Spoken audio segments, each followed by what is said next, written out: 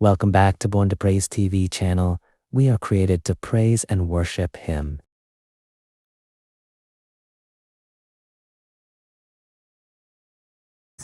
May igsoon nakasulay bata nga gikawatan?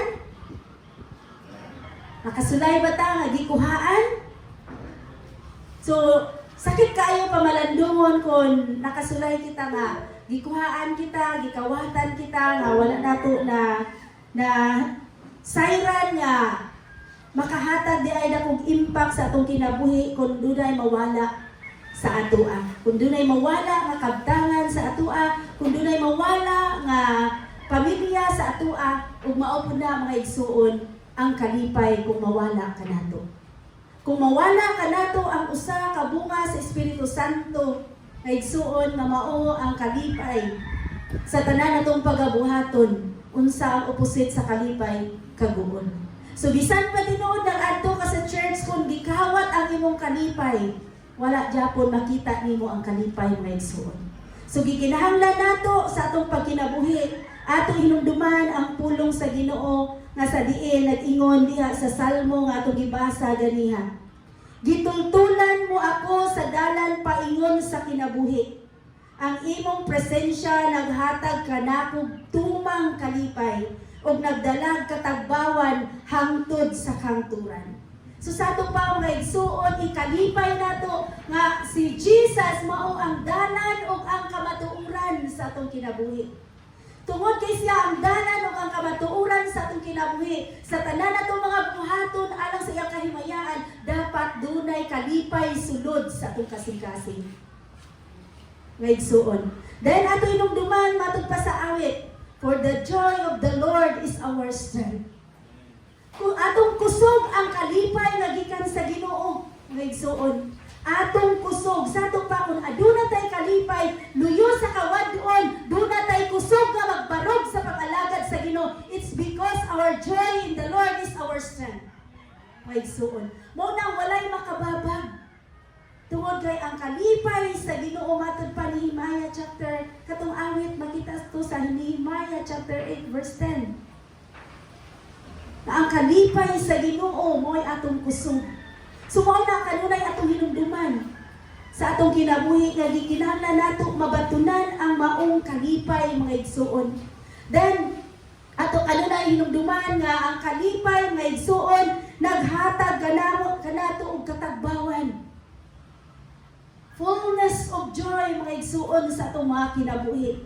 Ningon ang Romans mga igsuon na kung kita sumusunod diha sa Ginoo. Romans chapter 15 verse 13 na kung sumusunod kita diha sa Ginoo, ang kalipay ug ang kalinaw mauna ang kinabuhi sa mga tumutuo. Mo na gikinahanglan nato ang atong sulod sa atong kasing-kasing kanunay magmaya. Then ang pulong sa Ginoo naghatag kanato og tumang kalipay sa dihang madungog nato ang pulong sa Ginoo mga igsuon. Then ato jud kanunay hinumduman nga once nga ang atong kinabuhi atong gihatag sa Ginoo, ang kalipay makita jud sulod sa atong kasing-kasing. Pero kung ang kalipay nga tawhanon, dali ra kaayo nang mawala. So tungod kay importante man kaayo ang kalipay, so gikinahanglan na nato nga dili mawala nato. So usa man angay natong buhaton aron ang kalipay dili mawala sa matag usa kanato mga igsoon. Ang atong kalipay diha sa Ginoo sa pag-alagad, pag-ila kaniya, pagsunod kaniya, pagbuhat sa iyang kabubuton para dili na siya mawala unsaon nato. Ato i-guard ang joy nga naa nato. Ato hatagan og pagtagad. Ato alihan ang kalipay nga anaa nato. Ato alihan aron walay makawagtang niini, aron walay makakuha niini. Means ato na siya iproteksyonan ang kalipay nga gihatag sa Ginoo nato. Ato na siya bantayan sa kanunay aron ang kalipay nga ato nabatunan ug ang kalinaw nga ato nabatunan walay makailog ni ana. Walay makakuha ni ana tungod dunay kawatan sa kalipay. Mga igsuon, kawaton ning kalibutana ang atong kalipay mga igsuon. Ilabi na sa atong pag-alagad sa Ginoo. So nagapahinumdum na siya sa atoa nga sa dihang nagnalagad kita nga malipayon nangita og way ang kaaway mga igsuon aron mawagtang ang atong kalipay sa pag-alagad kaniya.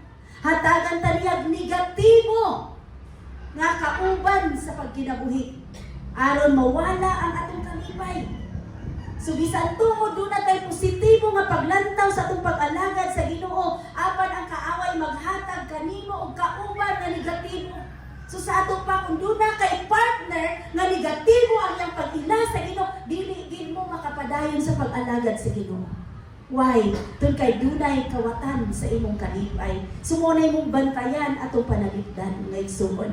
Dahil mahimo ta nga ang atong kalipay mawala sa atong pag-alagad sa Ginoo, mawala ang atong kalipay sa pagtuon sa iyang pulong, mawala ang atong kalipay sa pagsunod sa pagpagamit sa Ginoo, pagsunod niya tungod kay hatagan ta sa kaaway nga mahimo tang ma-stress sa matag sitwasyon sa atong kinabuhi. Himuon ta niyang kapuyon. Mao na nga dili ta makapadayon, dili ta malipayon sa ato ang prayer meeting, dili ta malipay sa pagtuon si ang pulong, dili ta makapadayon sa pag-alagad tungod kay ang kalipay na ato nabatunan diha sa Ginoo, sa diyang giilan nato ang Ginoo gikawat sa kaaway. Una mga igsuon. So importante nga ato jud panalipdan, gwardiyahan ang kalipay nga gihatag sa Ginoo diri kanato. Malipayon ba ta nga nihatag diri karon? Muna mga igsuon. Aron maampingan nato ang kalipay nga gihatag sa Ginoo nato. Dili nato paminawon ang mga pulong nga makapasakit diri kanato. Apan ato paminahon ang pulong sa Ginoo sa kanunay. Doon na tay tulo ka pangutana mga igsuon kung unsaon nato pag-amping sa kalipay nga gihatag sa Ginoo dili kanato. Una, ang kalipay nato dunay magkuha niini. Kung makita sa kaaway nga malipayon na ta, iyan ang paningkamutan nga kuhaon. Og sa dihang mawagtang or mawala or makawat ang kalipay nato mga igsuon nga gihatag sa Ginoo, makahatag na siya og dako nga apekto sa atong pagkinabuhi, sa atong relasyon sa atong buhi nga Dios. Kung mawala na siya. So, muna nga, ang kawatan sa itong kalipay, mga igsuon, kinahanglan ato hatagan o pagtagan. Nasa dihang mawala ang imong kagana, kalipay nga nagbuhat sa buluhaton sa Ginoo, imo na hatagan o pagtagan na kuha dito sa kaaway. So, kikinahanglan nato matnunan. Importante nga dili na siya makawat sa ato ang mga kinabuhi. Unsa man ang mga hinungdan nganong mawagtang na sa atoa. Ngano man nga mawala na siya sa atoa. Una diha kung ang atong huna-huna halayo. Kung atong huna-huna dili maayo. Unsa man makahatag sa usa ka tawo nga makahuna-una siya sa dili maayo. Nga igsuon. Unsa makahatag sa iya nga makauna-una siya sa dili maayo tungod sa mga dili maayo nga mga pulong, tungod sa kahadlok, sama karon sa hitabo, nga gubot kaayo sa laing nasod. Nahadlok na ta, nabalaka na ta. Ilabi na maimo dayta nga. Nauna dayta nga mahal na ng mga palaliton. Mahal na kayo ang gasolina. So sa man kung mahal ang gasolina, isa may pasabot sa tunguna-una na. Magpundo na lang sa balay. So maapektuhan ang atong pag-ila sa Ginoo kung naa kanato ang dautan nga pangulong.